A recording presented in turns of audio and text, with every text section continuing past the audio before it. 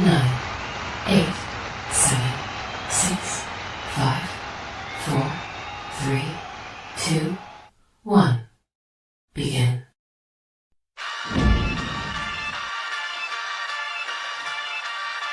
In the city of Philly, where the birds take flight, Eagle swag on the rise each and every night. Tone and Markus got the scoop ready to ignite. From the lanes of South Street to the Broad Street lights, dashing like a running back, hitting every play. Blind guys in the zone, never led astray. Talking touchdowns, talking game day. Huddle around the mic, hear what they gotta say. Fly like an eagle soaring in the sky. Tone and Markus always standing by, bringing their heat, call it do or die. Philly squad, hear the battle cry. Fly like an eagle soaring in the sky. Tone and Markus always standing by, bringing their heat, call it do or die. Philly squad, hear the battle cry.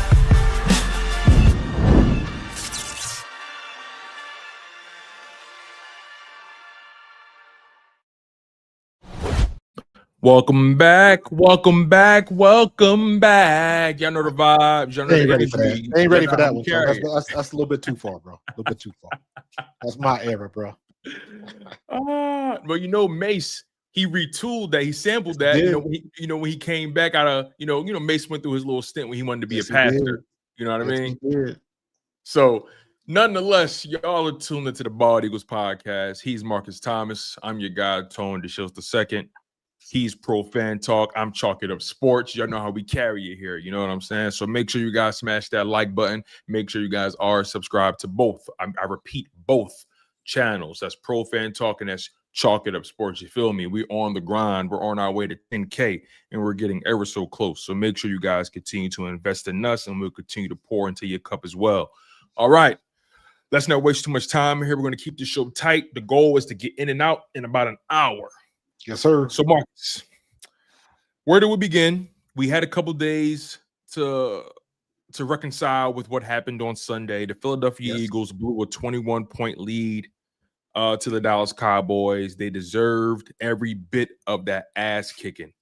And before we went live, I told you that I just got finished watching your breakdown of the offensive line play. For those of you who didn't watch it, definitely go check that out. Again, Pro Fan Talk. Go lock in on that. He's giving you film breakdowns. He's giving you analysis. He's giving you passion. He's giving you that legit, full-fledged experience that he brings to the table. Markus is former NFL running back for the Philadelphia Eagles, the all-time leading rusher for Eastern Kentucky University, running back in the Canadian Football League, running back in the World League. You are a champion in the Canadian Football League too, right? Not the CFL, no, just World League. It's the World League, right?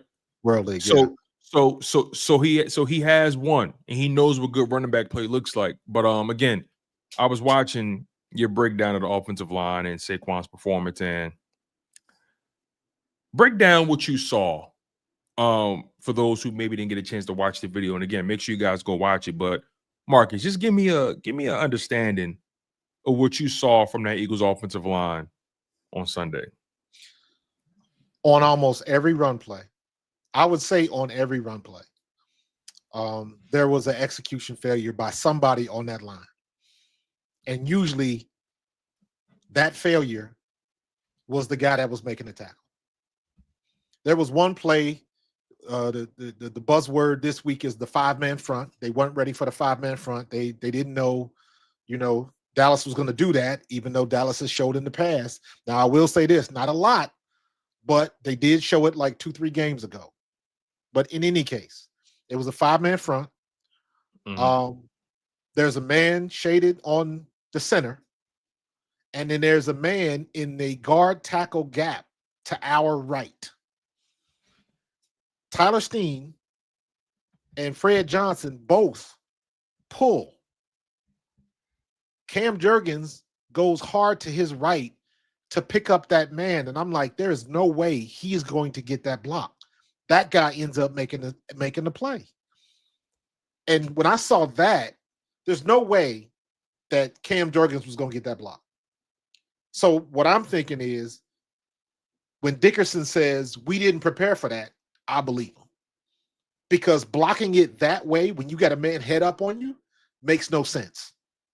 That's like breaking rules. If you got a man head up, there should be an audible or something coming down. I really would like to check in with Barrett Brooks because he would, be the expert in that regard.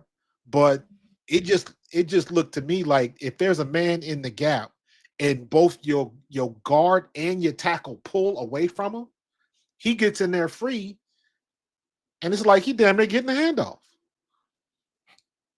And you can't do that. And it was something like that on every play. There was plays where guys were crossing your face and we wasn't getting the block. And that's the golden rule. Whatever your assignment is, if somebody crosses your face, you got to take them. You have to take them. Yeah. And again, and I say this all the time, for all of those people out there, Saquon lost a step. Saquon got the yips. He ain't doing the same. Play Tank Bigsby. Stop it. I don't care who. I don't care if it's Bo Jackson from Tecmo Bowl. If the people up front are not doing their job, I don't give a damn who your running back is. It does not matter. I agree with you. Fighting, making people miss just to get back to the line of scrimmage, and that is a damn shame. So when all the people talking about all that one play, he went outside, he should have hit the hole. I'm like, no, you don't know what running backs are taught. You're taught to follow your pulling guard. He is your lead blocker because any other time when you leave your lead blocker, you get your head blowed off. So you stick with your blocker. Yes, he missed the hole because he was going where he was supposed to do, doing what he was supposed to do. That's how they practiced it. Because the one time he leaves and he cuts up in that hole that you saw, he'll probably get blown up. And then it was like, well, why didn't you follow your blocker out there? So I know what it looked like. Mm-hmm. And I agree. I wish he would have made that cut. He probably could have got a 5 or 6 yard gain. But I understand why he missed it because his eyes are on his lead blocker, which is where they are supposed to be. So there's a lot of blame on the offensive line and their performance. I still think there's a lot of blame on Kevin Patullo. But at this point, it is what it is. Yeah. He's going to have to get better. He's not getting better. One way or the other, we gonna have somebody new. He's not getting better. Because here's the thing, right? He is who he is. He's smug, he's arrogant, he plays in your face, he pissed on you telling you it's raining. And I think they know in that building, in particular the players. Absolutely. I think they know he ain't got it. They leaking. I think they know he ain't got it. I'm listening to the comments now. They leaking. You know what Jalen Hurts said? Jalen Hurts said, I got to do more. He said, I got to dig deep and do more. What you going to do? He said, everything that went wrong is everything that was in our control. And yeah, you fumbled twice. Obviously, you don't want to turn the ball over. You don't want to do that. And every time they turned the ball over, it just took the air off the sideline. But it gets to a point where you gotta pay it. You gotta look at the problem in the mirror when it's right there. You gotta look at the problem when it's right there. It's right there. Yes, the offensive line is public enemy number one. If there was a Philadelphia's most wanted list, the Eagles' offensive line would be 1, and Kevin Patullo would be number 2. It would be Cam Jurgens. Damn. Dickerson didn't have a great game. Cam Jurgens had a bad game. Tyler Steen had a bad game. Fred Johnson had a bad game. They were awful. Everybody was off. Mailata was good. The unit was awful. Yeah. The unit as a whole was awful. And I'm not even gonna get into tight ends. They might be public enemy number 3. Again, I'm with you. Offensive line, that's the root. I think that is the root of their issue. I agree. Because if they were running the ball better, we probably wouldn't. Sure, we'll probably only be talking about the inconsistencies of the pass game. But maybe you wouldn't even see it as much because you're able to run the ball so well. But here's something that I have not considered. Mm-hmm. Cam Jurgens is terrible right now. And I'm going to assume that he's hurt. And the one thing that I have not considered is why Stoutland has not played Brett Toth. Has Jeff Stoutland fallen off? No, not at all. Is there a point where the game passes you by as a coach? I don't think so. And the thing is, I'm only asking that question because it's so absurd. Well, it's so absurd for me to believe that Jeff Stoutland, someone who's been so consistent in developing and having you prepared for game day, and for so many years, the last thing we've had to worry for over a decade, the last thing we had to worry about when it came to the Philadelphia Eagles was the offensive line. Yeah, but that only goes so far. That only goes so far. You got, I mean. So do you think everything we saw, everything we've been seeing from this offensive line is strictly execution and personnel related? Yes. Because I can't say I can't blame. I can't say it's a lack of talent. This has to be purely lack of execution. Which makes me wonder, what are they doing all week? Let's get through the jargon and the gibberish and the coach speak that everybody gives you. We got to do a better job of coaching. Players say we got to do a better job of playing. Everybody says it's on us. Mm-hmm. And to a certain extent, it is. Because you could show me how to shoot 1,000 free throws. But until I'm in a game situation, after I've been running up and down the court, somebody done pushed me down, some stepped on my ankle, stepped on my finger, all of that type of stuff. Until you are in that situation, you do not know how you are going to respond. That is what practice is for. So when you get into those situations, however it comes at you, you are ready for any eventuality. So when I see them blocking crazy, when they got a 5-man front and they're doing things that doesn't make much sense, I agree with you. Stoutland is too smart for that. So again, when Dickerson says we didn't prep for that, I believe him. Now you fall back one layer again. That goes on the coaches. Why weren't you prepared for that when they was running a 5-man front 3 weeks ago? Why weren't you prepared for that? So that's on Patullo, and more importantly, that's on Sirianni. But when you get in the game, take the 5-man front out of it. Let's just look at when people were getting beat across their face, when people could not hold a block for longer than a second, things like that. There are going to be mistakes. Coaches make mistakes every game. Players make mistakes every game. Jalen Hurts is going to have bad throws every game. But what? But take it a step further, Marcus. But you got to adjust. You got to adjust. But even that is a throwaway, because even if you adjust, adjustments don't mean nothing if you don't execute them. So at this point, it's just a chicken and egg thing. Correct. The guys, at the end of the day, as bad as we thought the offense looked, if we don't fumble the ball twice, we win the game. If Zach Bond catches that pick, the game is over. After that, after he drops that pick that hit him in the hands, they went down and scored. Then we missed the field goal. Then the bad part about it is the failure of the coaches and things of that nature get overshadowed by shooting yourself in the foot, because that is a real thing. Because if all of those mistakes didn't happen, it would be different. I saw 1 or 2 bad plays. Yes, it's holding on Jalen Carter every damn play, but they ain't calling it. So stop bitching about it. Stop bitching about it. Jalex Hunt got a Fred. It was Fred Johnson. The defensive end for Dallas got in and got a tackle. And I was like, how could you get beat like that? And he in a wide 9 technique. But when you look at the play, it was hands to the face that didn't get called. So I say all that to say penalties are going to happen. Penalties that don't get called are going to happen. All of that stuff is even, because if you really go back and you look at the tape, and if you were looking at it from a Dallas perspective, they would have the same issues. They would have the same issues if Dallas is looking at that first half. What the hell were you doing? They have the same issues, but at the end of the day, the team that makes the least amount of mistakes is usually the one that wins the game. Absolutely. Jalen Hurts, he took that 1 sack, but guess what? Why you calling that on what was that 3rd and 2? Yeah. Yeah. Why- and why are we- that brings me to the KP part of it. Because he has zero fucking feel, Marcus. It seems like he's just calling random plays on the sheet. That is prime real estate. You're 3rd and 2 for an AJ Brown quick slant. Or prime real estate for it's 3rd and 2.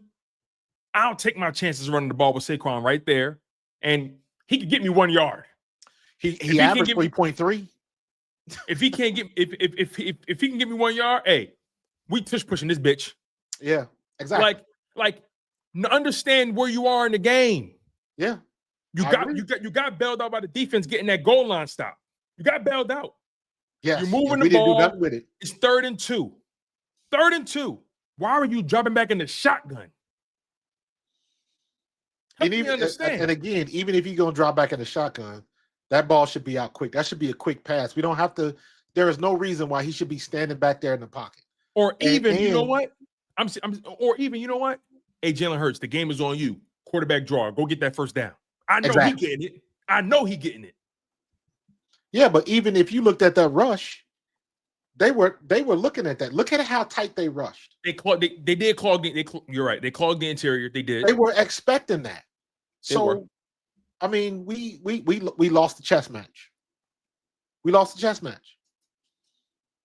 And there's some things that this is when I look at the situation and I'm like, you know what?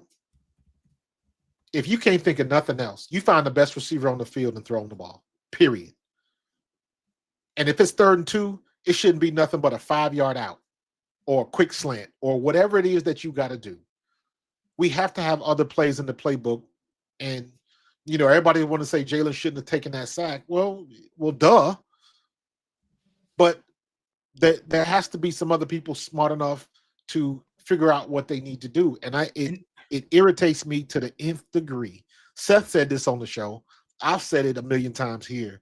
It really pisses me off when I was watching the San Francisco game and watching all the other games, and hell, even watching the damn Browns. It seems like everybody has got a slew of plays that they can pull out of their playbook that work. That's because we got us. That's because we got J-Rock from Trailer Park Boys calling the plays. I don't understand it. And, but to me, that is the biggest indictment of Kevin Patullo. If you know, you know. Like that's who Kevin Patullo is. Yeah. J-Rock from Trailer Park Boys, an idiot. Somebody who trying to be something he not. Like, dog, you have probably the most bullets in your gun from a personnel perspective in the NFL. Like AJ Brown, Devontae Smith, Dallas Goedert, Saquon Barkley, Tank Bigsby, Jalen Hurts at quarterback. You have a coach's freaking dream. And he don't know how to take the safety off. And he don't even know how to load the bitch. He don't know how to take the safety off. He don't know how to load it. Listen, he's so irresponsible. He leaving the gun around the kids. I don't know what he's doing. He's that irresponsible. And I'm sorry. We have seen 11 plus weeks of this. We have 11 games of a sample size to figure out whether or not this guy is him or not. And I have more to substantiate why he's not the guy than why he should be the guy. And for Nick to sit in that press conference, listen, I'm telling you, they testing Howie and Jeffrey Lurie's patience. They testing it. Well, here's the thing. Here's the thing. You can't, and I don't understand why people I understand it, but it's not going to change. Stop asking Nick Sirianni, are they going to get rid of Kevin Patullo? That's not going to be his call. That's going to be Howie and Jeff's call. Absolutely. So stop asking him, because number one, that's his boy. And number two, he is not going to make that call. He didn't make the call with Sean Desai. He didn't make the call with Matt Patricia. This organization belongs to Jeffrey Lurie and Howie Roseman. Like Howie you're muted. Howie Roseman is the maestro of this team. And some teams are GM based, some teams are coach based. right? And the reality is, even outside of the offensive line struggles, because again, I want to be able to talk about all the problems without implying one is more important than the other, right? But there's one problem that's always going to be there's always going to rear its ugly head with this team, and it's going to be play calling, because you don't have a head coach who's capable of calling the plays. We realized that 4 weeks into his first year on the job, and he ain't called a play since. The only option that we have is to go to Leffler, and the problem with that is what it can't get no worse, Marcus. Well, it can't get worse. Well, no, it can, because we saw what worse is when they had the whole Matt Patricia thing. But I even feel like that's different to me. Well, no, because it's not about talent in a situation like that. It's about who's getting the message, who's running the ship. If the voice isn't right, if there's so many things that can go wrong when you bring somebody else in at this late stage. That is a huge risk. Even if it's in-house. Even if it's in-house. It makes it easier. It can smooth it over. But my thing is, if that is the only option I see. That is the only option I see. You got to fire this man. I'm sorry. I'd much rather take my chances with Parks Frazier and Scott Loeffler. They're not going to fire him. I would be very surprised if they do. I would like to see Loeffler get a shot at it, but because it's calling plays. That's it. You calling plays. The terminology ain't you calling plays. Everybody been in the building all year long. The terminology is the terminology. You just call. You just listen. He's calling plays now. Yeah, we seen it. We seen it with Detroit, and we got 5 weeks left. Dan Campbell took over. Dan Campbell took over at week 10, week 11. Why can't the same happen with the Eagles? Did you notice what happened against the Cowboys?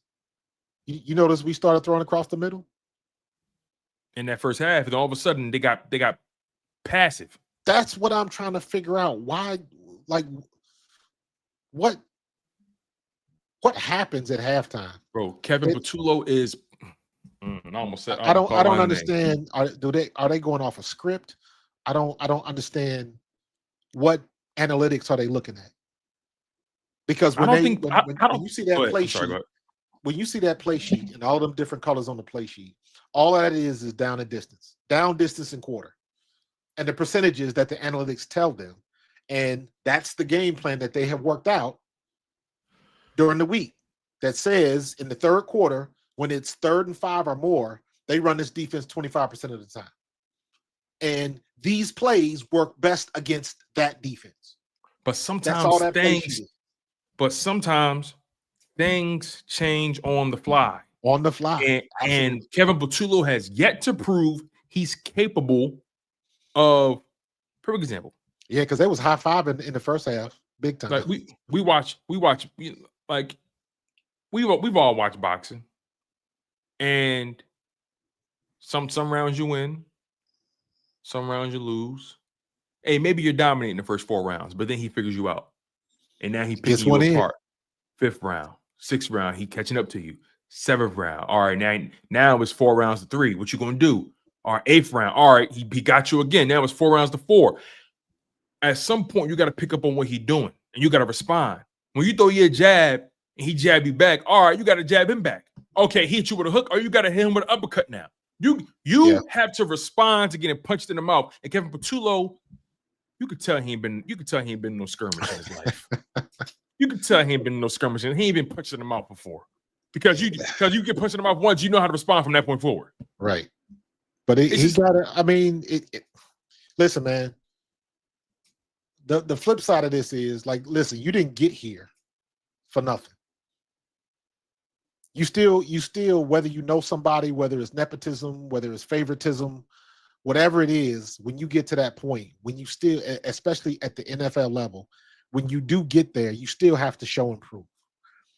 Now, he has had some good days. Mm-hmm. Unfortunately, his bad days are outweighing his good days. But that doesn't mean he can't bring that back. And I had a good day. Mark, I gotta stick to that. I gotta gotta stick that he's gonna be able to get out of this. If he doesn't, he's gonna be gone. I just don't want to waste this opportunity because the league is still wide open.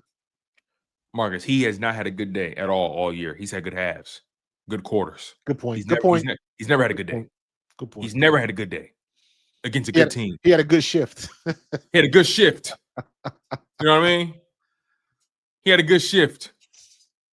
I think if there is a change, it's gonna come from Howie. Nick Sirianni ain't gonna do it. Of course he not. I mean, it's always gonna come from Howie, but I could see Sirianni going up there and saying, "Hey, we got to make a change," and then Howie pulling the trigger. But this is gonna have to come from the top. He too loyal. Exactly. Sirianni too loyal. Exactly. I'm not, but I don't look at that as a knock. It's not a knock. I don't look at that as a knock because that's not his job to do. Right. That's Howie's job to do. So I'm not going to put that on Nick. Mm-hmm. I'm not going to put that on him. This is Howie. This is why you make the big bucks. Howie, this is why you are considered to be the best in the league at what you do. This is a good point by Markelly Green here. I forgot it was a short week. This is a good point. Correct. I don't think they make the change on a short week. Yeah, you're right. You're asking for trouble if you do that. So now we have 4 weeks of football left.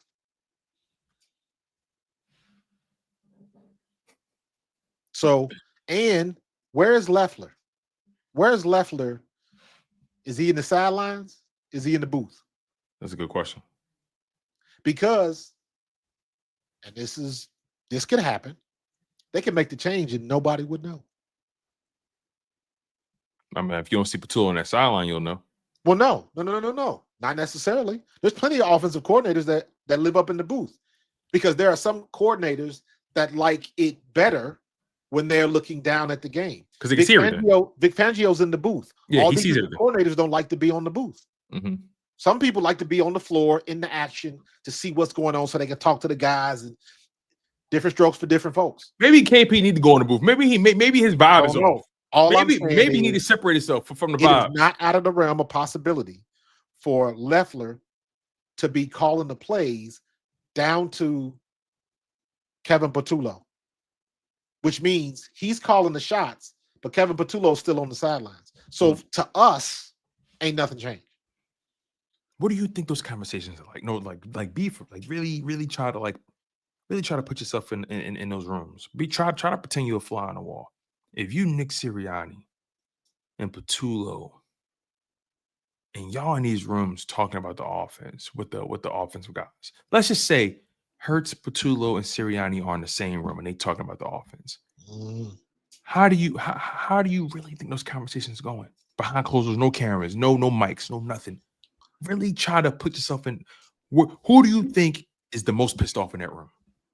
They looking at the film and they're shaking their head like, fuck. We ran this 8 times in practice. And he does this in the game. That's what coaches do. Oh, AJ never jumps off sides. What the hell? That's what coaches do. I didn't teach you to do that. Who taught Saquon how to fumble? That sounds like deflection. We all know they made their mistakes. I'm telling you, when you are in the meeting room, because you remember, there is no conversation that happens in a vacuum. Right. That conversation is based on everything that you have experienced during that week at practice, last week's game, everything that happens. So there is context to whatever conversation you're talking about.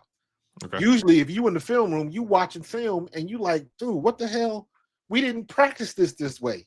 We didn't, or like Dickerson said, we didn't think they was going to show us that look. That's my fault. It's different ways that you can look at it. What I think they're going through, I think they're looking at the film as like, we didn't practice this. I ain't gonna hold you. Why is he playing like this now? Like, keep that shit to yourself, Dickerson. I don't want to hear that shit. So, I'm sorry. Keep that to yourself. Don't you ever see you wasn't prepared for something in front? Like, I'm sorry. The way that happened. No. That's not it. Let me be honest with you. That's not uncommon. I know it's not, but I don't want to hear that after that kind of loss. Oh yeah. I don't want to hear that. You take the good with the bad. Because it seemed like y'all not prepared every week. Nah, I don't agree with that. It seems like that somebody ain't doing their job every week. Which means what? They're not prepared. That ain't got nothing to do with preparedness. I think I know. Okay. That ain't got nothing to do with preparedness. That goes back to execution on the field. They were prepared in practice. Because I can give you all the answers to the test. If you still fail it, well, damn. Exactly. I prepared you, but you still failed the test. Still failed the test. You still flunked. If you had to divvy up a percentage of the blame, personnel versus coaching, how are you breaking that up? It's always. And I know it's a vacuum question, but yeah, and in my opinion, I'm gonna say 75% of the time is personnel. 75% of the time, the guys on the field are not getting it done for whatever reason. Now you can roll that back. And you played this game, so I'm gonna defer to you in that regard. Because there are situations where you're looking at coaches like, why the hell are we running this defense? Why are we doing this? You got somebody like Jalen Hurts in running quarterback. Why ain't we doing RPOs? Why are we always dropping him back? How come we're not running Saquon outside? Those get into the scheme. Like, what are you trying to do? What are you trying to accomplish? Why do we keep running this screenplay? It's not working. Why do you keep running it? Those are the questions you ask. But there are most of the situations, the guys on the field, when you engage, when Fred Johnson is engaged in the block and he gets beat, that ain't Patullo's fault. Yeah, you don't coach that, obviously. Correct.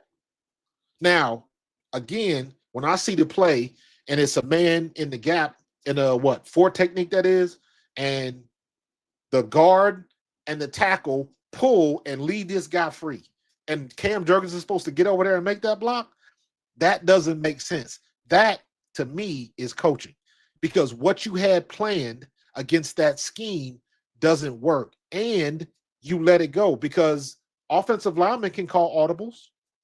That happens all the time. Why you think they stand up and always pointing and all of that kind of stuff? The center is running the show. Now we go back to Cam Jurgens. Cam Jurgens is not playing well. Call him hurt. I don't know what the situation is. Maybe he hurt, but he's not seeing it either. He's not seeing it. He turnstile, bro. They using him. They using him and abusing him. I'm talking fire and desire style. And everybody that's watching the tape is going to do the same exact thing. They'd be crazy not to. I'll line up right over him. He's soft. Absolutely. I'm going right over him. He's soft. What do you think is going to happen next week or when we play the Bears if Adoree Jackson is going out there? But he got a concussion. He may not play. He might not play. My point is when Keely Ringo was out there, guess what they did? They went right at Keely Ringo. When Adoree Jackson was out there, the first time he got beat by Pickens, they went right back to him. You run it till they stop it. And we are the only team that does not do that. If A.J. Brown got to have 8 targets because he is dusting his man, then let him have 8 targets. If Smitty got to go over the top 5 and 6 times because he is blowing by his dude, do it. But sometimes it seems like that they're trying to be the smartest man in the room and they're not. But hold on real quick, Marcus. Because I'm following you. I'm following you when it comes to the coaches don't plan to get coaches don't plan for a penalty to happen. Coaches don't plan for their guy to get beat, right? But if you're preparing these guys, right, and every week it's not connecting, every week something's not permeating through. At what point do I look at the coaches and say the message is not getting through? Should have been did that. Should have been did it. Like, at what point? This is a situation where this can get real bad for them. Oh, ain't not gonna be worse than 23, in my opinion. Nothing's gonna be worse. Nah, yeah, I'm not even thinking about 23. I'm just thinking about for the coaching of. This will be majorly disappointing because we even now, and this was one game, we still 8-3. We still, the record that we've had the last 20, 30 games is still ridiculous.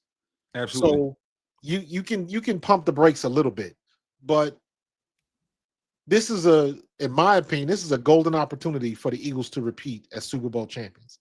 Yeah, nobody, in my opinion, is like nobody's Everybody's the gold talking about standard. the Rams now. Like, we beat the Rams. Nobody's the gold standard, in my opinion. Nobody. And also, what I could say also is, if I want to choose optimism, hey, you know what? The Eagles and the Cowboys, they split every year. If I want to choose optimism, I can say the Cowboys and the Eagles split every year. Correct. We was bound to lose that game. You know, we was, you know what I mean? But now the way it looked is just what blows my mind. Yeah, you don't like it because it's like, you know, it's like feeding your kids liver. They don't. It ain't good because it's the Cowboys. Because again, if I want to choose optimism, hey, we split with them every year. Hey, move on, y'all. We got the Bears, then we got the Chargers, then we got the Bill. Like, you know what I mean? Like, and the thing is, like, I still believe in the personnel. Yeah, I believe in the personnel, and I believe in the defensive coaching. We got 2 weeks. We got 2 weeks because when you get down to week 13 or week 14, 15, 16, and 17. Mm-hmm. So the last 4 games in the regular season. Mm-hmm. I think you got one. I think who you have. Let me see. To me, that's the most important. That's the most important thing right there because that sets the tone to what you're going to do in the playoffs. Your final 4 weeks are layups. Yes. You got Raiders, Washington, Buffalo, Washington. Buffalo's obviously not a layup. Buffalo's going to be a good game. But Buffalo's beatable. But it'll be a test, and they're not in our conference, so it ain't going to hurt. It ain't going to cost nothing. But at the end of the day, that's the last 4 weeks of the season, of the regular season, is your warm-up for the playoffs. How you are playing will determine what you're going to look like in the playoffs. So that's why I say we got 2 weeks to get this right. And then those last 4 weeks, I'm taking everything personally. Because all you got to do is get to the playoffs. I don't care if you get a first week bye or not. It doesn't matter. There's been plenty of teams with a first week bye that have lost. Mm-hmm. So, and some people even think, and I kind of believe this too, when you get that week off, you lose momentum. So I like kind of playing through it unless you're in a situation where people need rest. And again, it's different situations. Now, remember last year, last 4 weeks of the game, we got to get in some type of consistent rhythm so we can keep this offense going. Again, take last week out of the picture because the defense, for the most part, this year has saved our ass time and time again. Mm-hmm. Everybody's entitled to a bad game. Everybody. So it's going to happen. We are in the NFL. The other guys get paid too. Sometimes you get the bear. Sometimes the bear gets you. But these last 4 games, we got Chicago. Who we play after Chicago? I think it's the Chargers. Let me double check it though. They play the Chargers. Okay, so we got Chicago and the Chargers. Yep. And we got the Chargers at home. When we play the Chargers, is that a Sunday game? I think that's Monday night. Oh, so we get extra rest. We get extra practice. We played them December 8th on ESPN, ABC. That's Monday Night Football. Okay. So we get extra rest. So my point is we got plenty of time to prepare. And we can't have situations where we weren't prepared or we didn't think they was going to run that and even I'll buy that. We didn't work on that in practice. Okay. That is an on-field sight adjustment. Yo, what they doing? We in a 5-man front. We got to do something different. So Kevin Patullo never seen a 5-man front before? Why don't we just go? That's what I'm saying. Like, go to zone blocking. Did we even do a 5 offensive line? Well, you know how when Lane Johnson was healthy, they had 5 offensive linemen on the field at times. But since Lane is out, Fred is the right tackle. Who's that other guy they bring in? Did they even try that against the Cowboys when you were watching the film? Did you see any 5 offensive line fronts? We did run it twice because I know we did. I think we ran. You know what they did because they caught a penalty on one of them, so they had to. Right. So we did have it, but here's the thing with a 5-man front. Everybody's one-on-one. Everybody got a man. That's the problem. We getting beat to a man. Yeah, There's more people on this the offensive line getting beat to offensive spots. line getting beat than making their blocks. And again, I don't want to see Saquon Barkley spinning 2 yards behind the line of scrimmage. I don't want to see an offensive lineman who got beat so bad that you chasing your man and you run into the running back. That's embarrassing. And that, again, I don't care what you think about Kevin Patullo. Even your mom could be calling the plays, Tone. But if everybody executes, you're going to have some positive things happen. But we're not getting that. The offensive line run blocking is trash. And because we cannot run block, our play action is ineffective. You might as well stop putting Jalen under center. It's a domino effect. Yeah. It's a domino effect. Because if this offensive line starts playing better out of nowhere, everything else will start to fix itself. Correct. Everything will start to fix itself. Go ahead. The best blocking game we've had was the Giants game. We had 150 rushing yards. Wasn't that when Brett Toth started at center? Yes. There you go. And this brings me to a very brazen point I want to bring up. And I'm very cautious when I talk about players because they're doing something I have no business doing. And that's playing football in the National Football League. They've been playing it most of their lives. And they put their bodies and their lives and their minds and they put everything on the line. So I always try to tread lightly when talking about players, and I try to be as respectful as possible. But I'm about to get a little disrespectful. Just a little. As long as it's the truth. Hey, Cam. If you're not healthy and you can't play, get the fuck off the field. If you ain't ready, if you can't hack it, sit down and put somebody in there that will. Put somebody in there that's ready, that's healthy. That's that. Stop. You're a liability. You're a liability. And you have a guy in Brett Toth who sucks at left guard, but at center, he was pretty solid. Damn solid. And he's healthier than you. But that ain't on Cam. That's not at Stoutland. Stoutland got to make that call. Like Stoutland. Hey Jeffrey. Put the young fella in there. Put Lampkin in there. Sit him down. He is getting beat so bad. He doesn't even look like he was a Pro Bowler last year. He doesn't. He's not even remotely the same players last year. Grit only works if your 70 to 80% is still better than everybody else's. And he's not even. Now I'm really about to.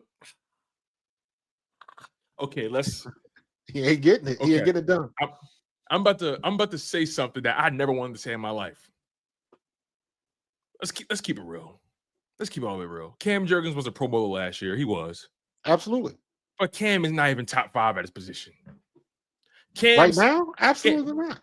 Cam's, what is it? Remember you just said there's some players, their 70 or 80% is still better than other guys, 100%. Correct. Right? Perfect example. Trent Williams. His 80% is better than most left tackles, 100%. Correct. Because he's that good. He's that good, right? Lane Johnson, same thing. He's that good. But Cam Jurgens, his talent isn't high enough to overcome the deficiencies with his health. Even beyond the talent, he just looks slow to react. He just looks like he's out of place most times. He's getting beat with simple moves. He getting rolled over. He's running by him. He's a turnstile. And that's why I say whatever's going on with that knee or ankle, whatever it is, he can't plant. He's got no strength in his legs. So if anybody bull rushes him, he's got no strength to stop him. Matter of fact, you want to know what Cam Jurgens is? You don't want to know what Cam Jurgens is? Cam Jurgens is a Philly stop sign. He's a Philly stop sign. Nobody in Philly respects stop signs. Nobody in Philly stops at the stop sign. We do rolling stops in Philly. We just roll right past. Ain't nobody there. Skirt. hey, ain't nobody. Skirt. You know what Cam is?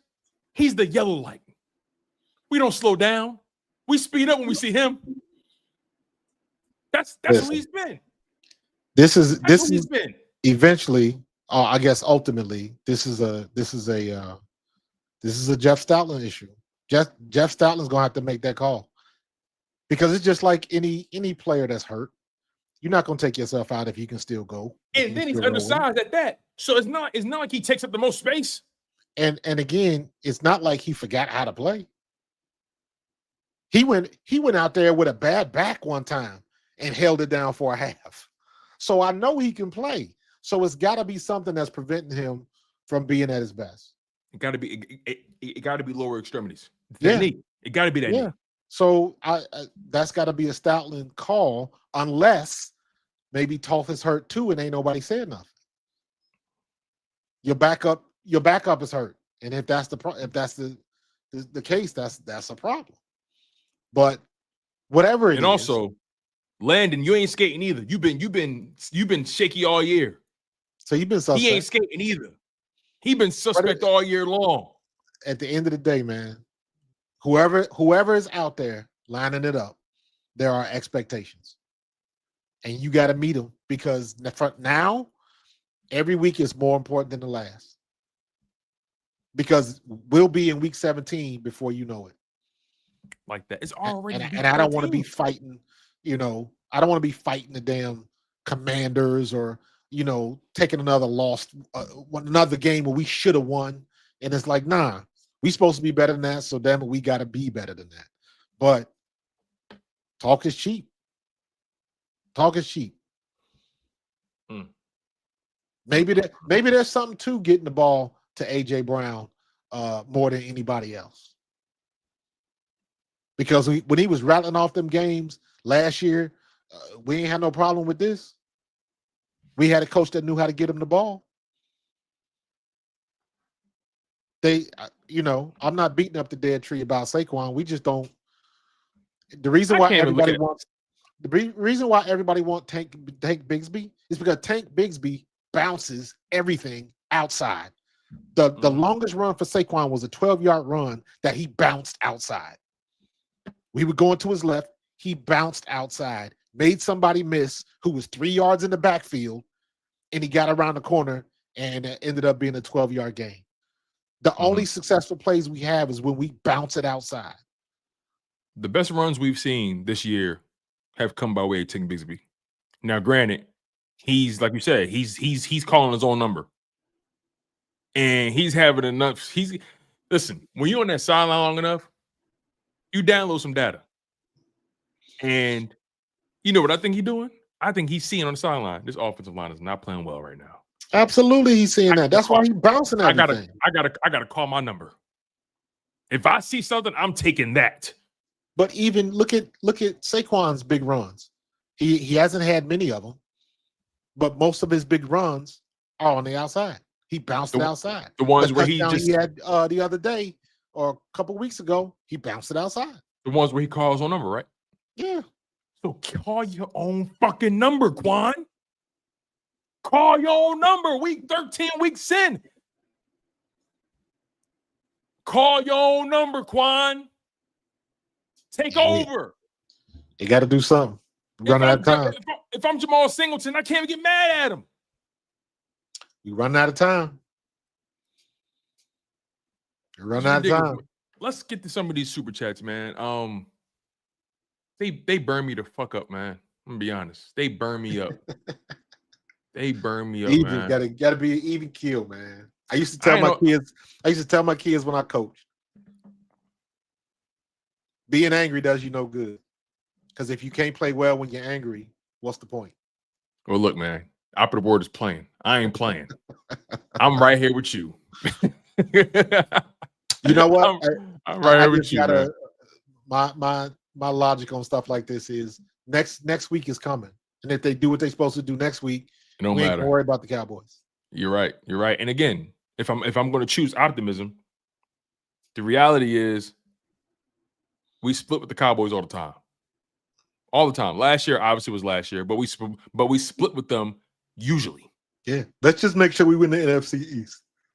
Win the NFC, win the division. And remember last year, when we were talking about going into the playoffs, and even when they had a chance at the number 1 seed, we said, hey, yo, maybe the number 1 seed is overrated right now.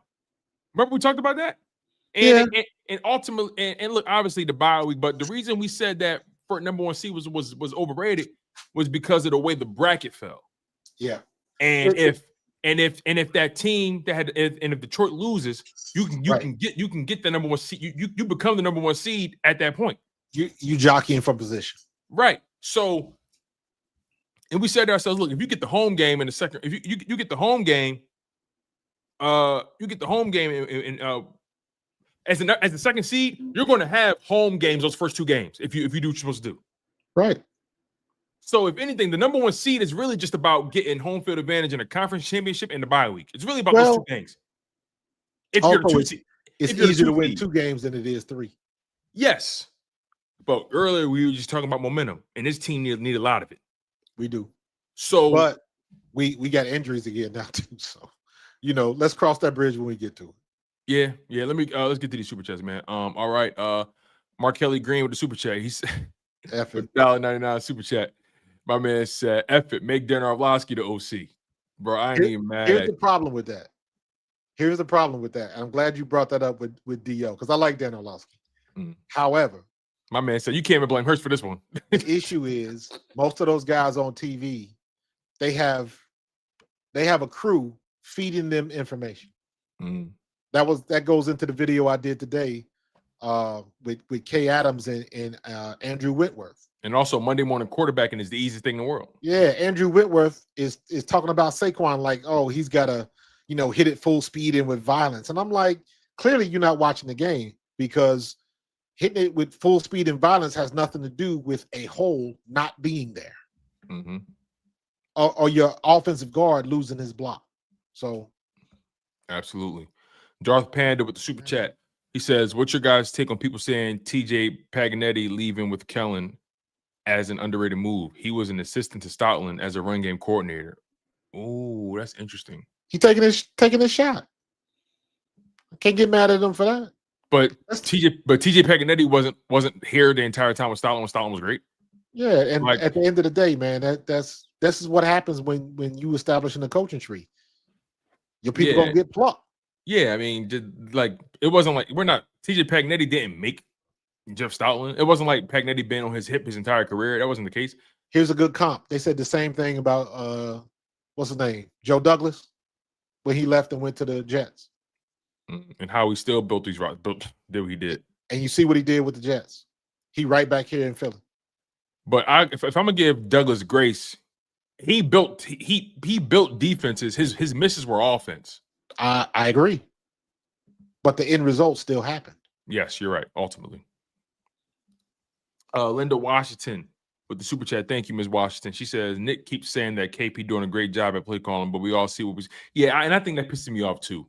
See, you can still hold it down and not dick it either. Don't tell me he's doing a great job. Don't do that. It is. You can hold it down and not bloviate. Listen, at this point, he is who he is, and you got to accept that fact. Nick Sirianni is not. He loyal as hell, yo. Well, no, it ain't got nothing to do with loyal. Nick Sirianni is not Bill Parcells. Bill Parcells was loyal too, but he would tell you when you suck. Yeah. So you don't deal with people. You deal with personality. I'm telling you, to a point where Nick. Listen, remember the Eagles asked Nick last season, right before they brought in Kellen Moore, when everything went how it went in 2023. You remember that conversation? Hey, Nick, is either you or is either you keep your job? Yeah, but what is he supposed to say? Or you play ball. What's he supposed to say?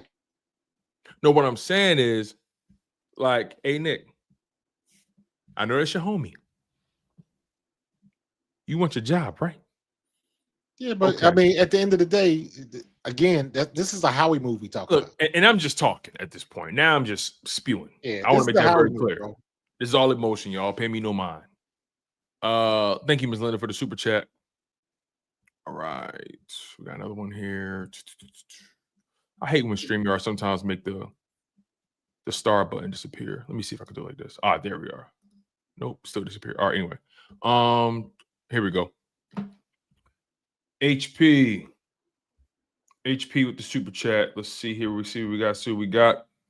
Says, thank you for the $20, HP. It says here, Ellen Small here. Hey, what's going on, Ellen? Good to see you.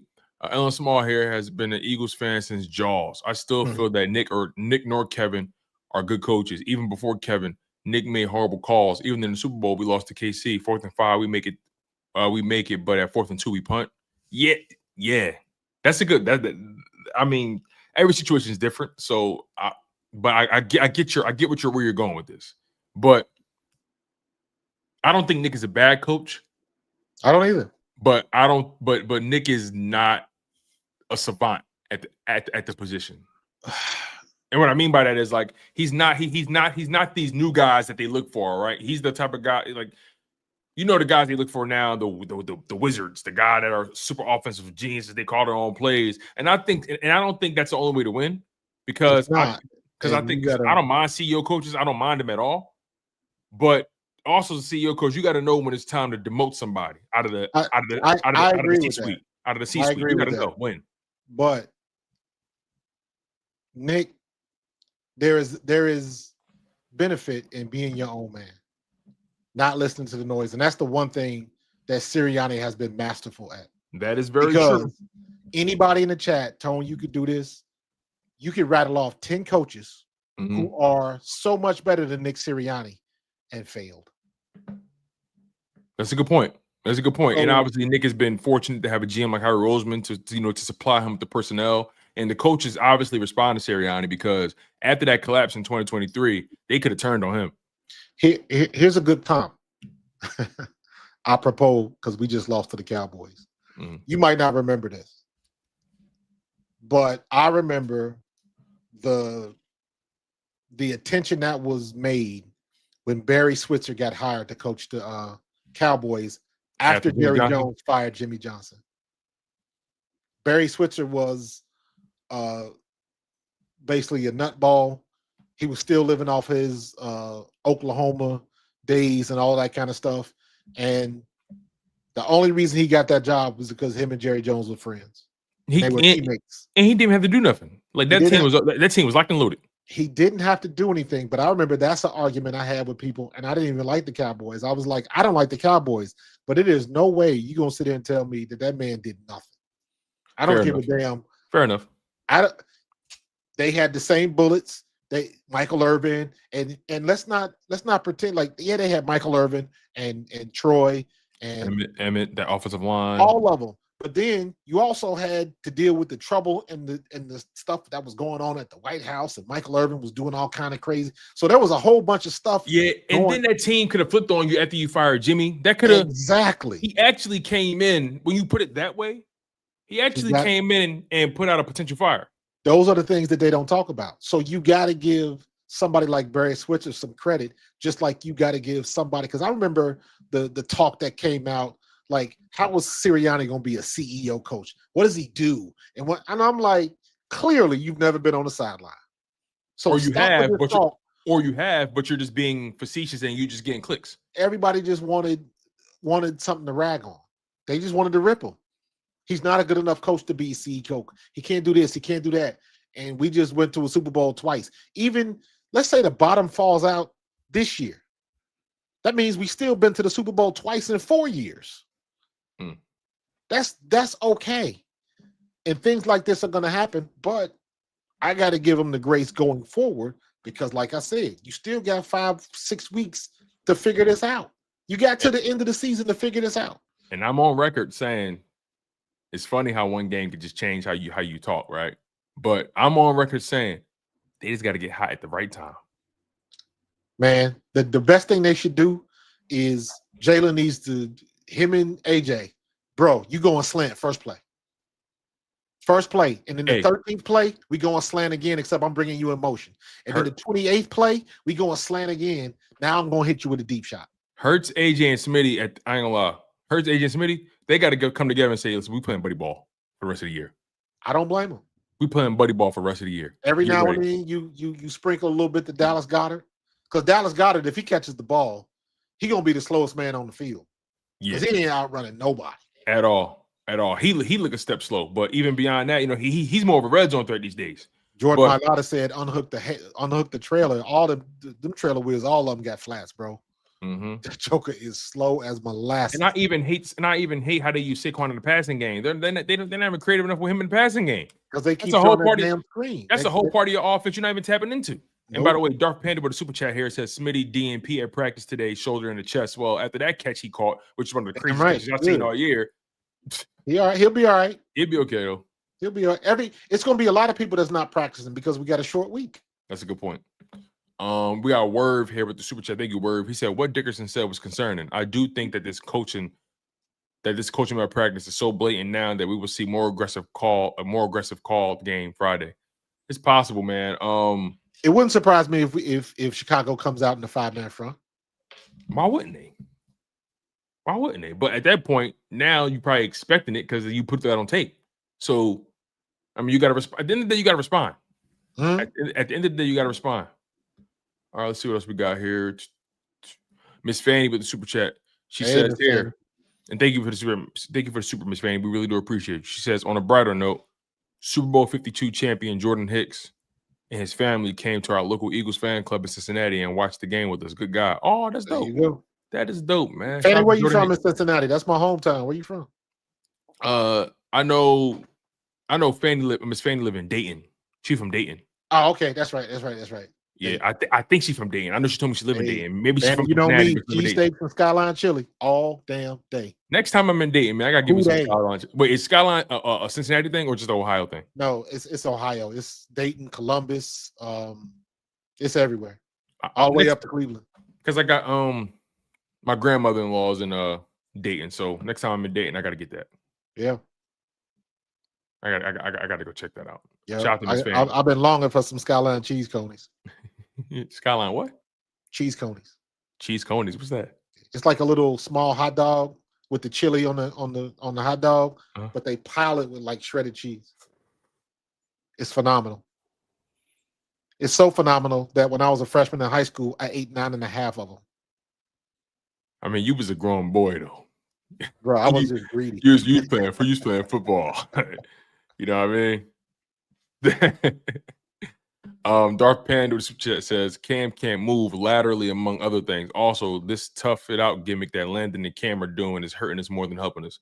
Yeah, facts. That's why it's on the coaches. To me, that ain't no different than the coach taking the player out because he got a concussion. The player is not going to do it. It's got to be the coach. Sit your ass down. Word with the super chat. But here's the thing. You know what? Now I think about it. Who are we kidding? They're not saying, unless his ass on injury report, he not sitting down. Wanna know why? They just paid him. He not sitting down. They just paid him. You think Howie Roseman gonna let that fly? He just paid him. Anyway, word with the super chat. He said, question for coach. Does it look like Saquon doesn't want contact as much this year? Just look when he's head up with the defender. It seemed like he tries to make them miss instead of running through their chest. No. Stop with that. Stop with that. Saquon, listen, every time you take punishment, every time you run somebody over, your odometer is clicking. So you're trying to save those shots. He's not trying to run everybody over. His job is to hit the hole and be the great running back that he is. He's every now and then he gonna get a shot. He gonna lower the shoulder and put the boom on you. You're not trying to do that every. King Henry don't try to do that every play. Right. He the size of Ray Lewis. Yeah, he like 6'3", 6'4". So no, it doesn't. You're not trying to. Let me say it like this: running back bliss is a thing. Running back bliss is when you run a play and you get through the hole and you score and you are not touched. That is running back bliss. That means everybody did their job. Ooh, this may be it though. Everybody did their job. Saquon is not trying to run over everybody. Saquon is trying to do the same shit he did last year. What's your He thoughts just on ain't this? got nowhere to go. What's your thoughts on this by S. Blunt? Because I may agree with him on that. I've been Balance issues. I don't agree with that at all. because like he slips a slipped one lot. time. He slips a lot, He man. slipped one time on the paint.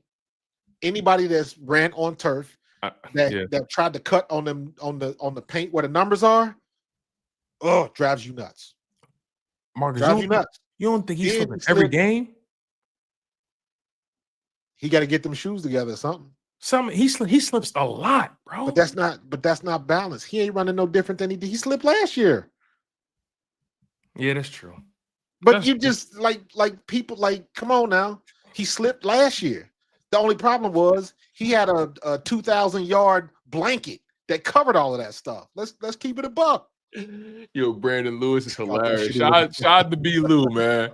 Shout out to my man B. Lou. He said he need to take those shitty LeBrons off. Oh man. I'm not doing okay right now, says, and this is the final super chat. We're about to get out of here, y'all. We appreciate y'all for locking in. He says, did y'all hear what Nick Foles said after the game about play calling being an art? Perfect breakdown, but our coaches don't have a clue how to fix it. It is an art. It is an art. Right about that. It is an art, and some guys got it, and some guys don't. Man, everybody, listen. Some people paint what you see in Ross, and some guys paint what you see in the Bellagio. I'm just saying. Some guys paint stock photos. You know, some guys take photos, and you see them in those frames and in Target. Yep. And some guys take photos, and you see them in National Geographic. There's levels to this thing. And as far as I'm concerned, Kevin Patullo, he's a stock photo kind of guy.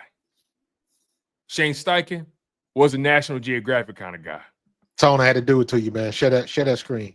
I got you right here. I had to do it to you. Fanny, he had me thinking about it. Couldn't resist. Couldn't resist.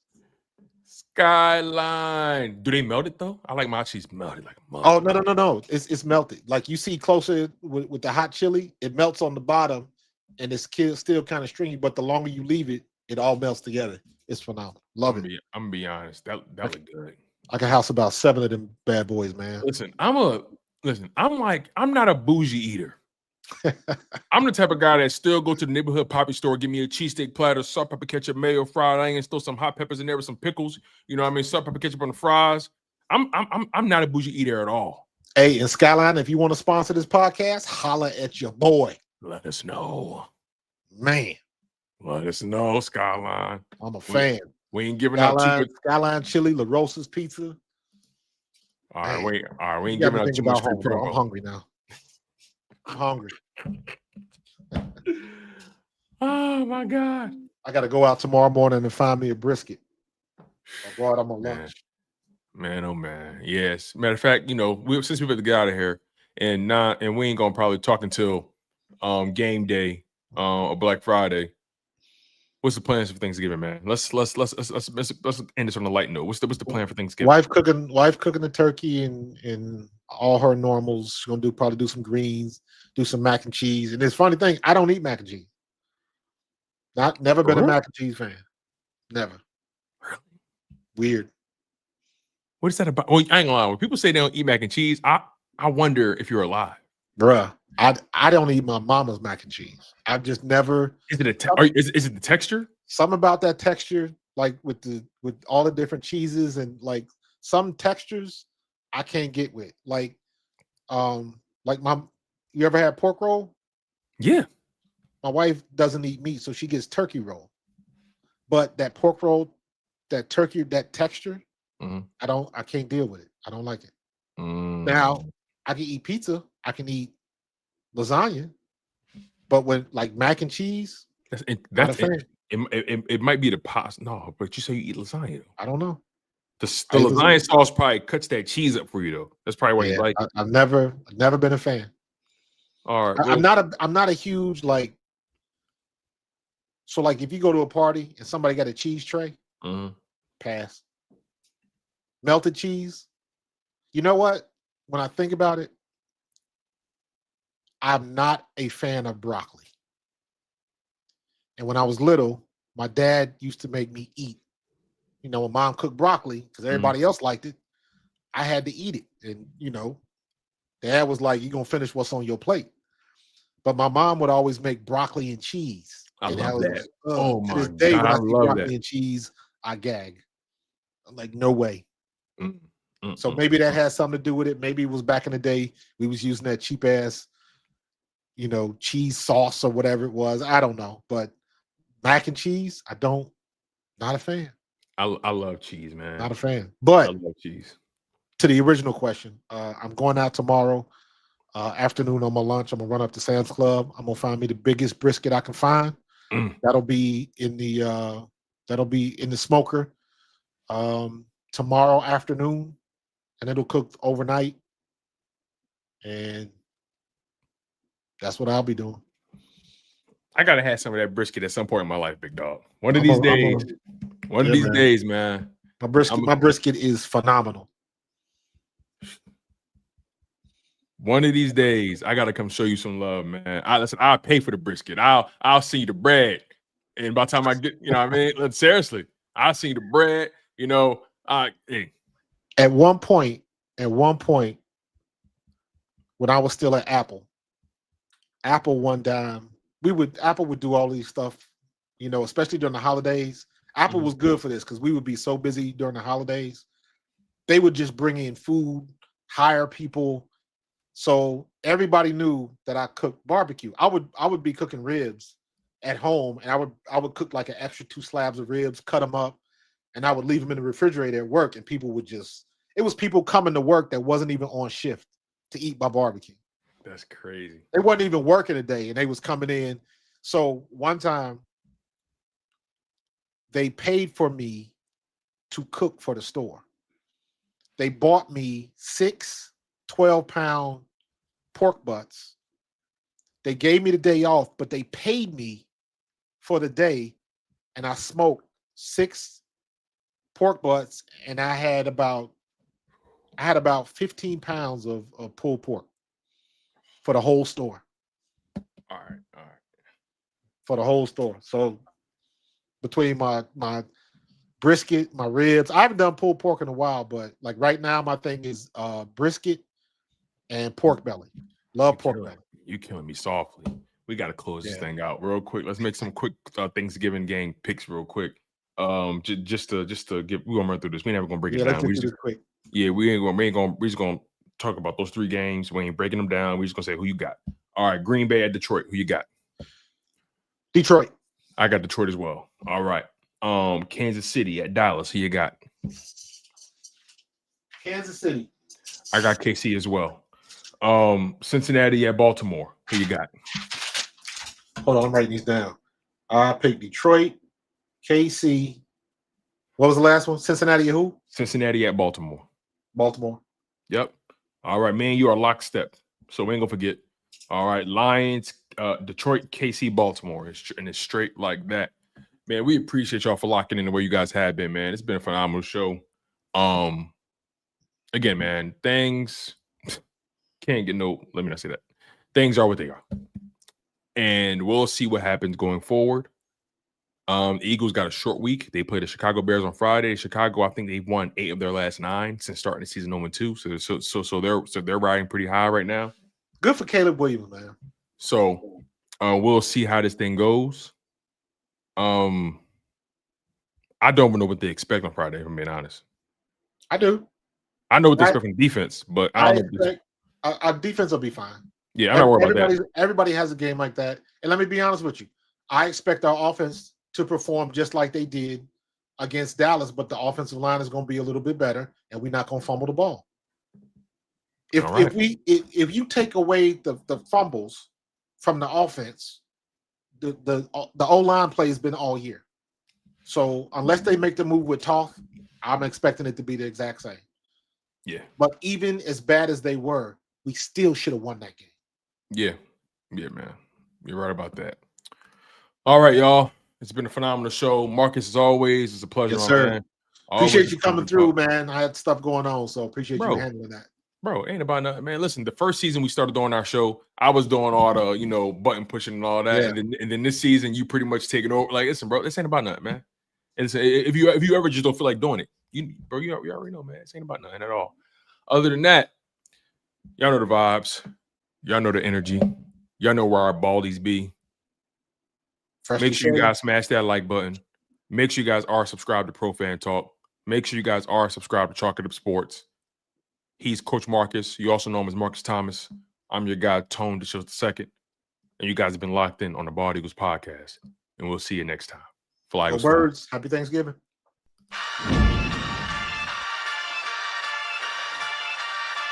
In the city of Philly, where the birds take flight, Eagle swag on the rise each and every night.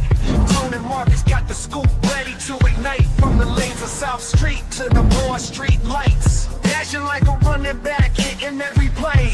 Blind guys in the zone, never led astray. Talking touchdowns, talking game day. All around the mic, hear what they gotta say. I like an eagle soaring in the sky. Tone and Markus always standing by. Bringing their heat, call it do or die. Philly squad, hear the battle cry. Fly like an eagle soaring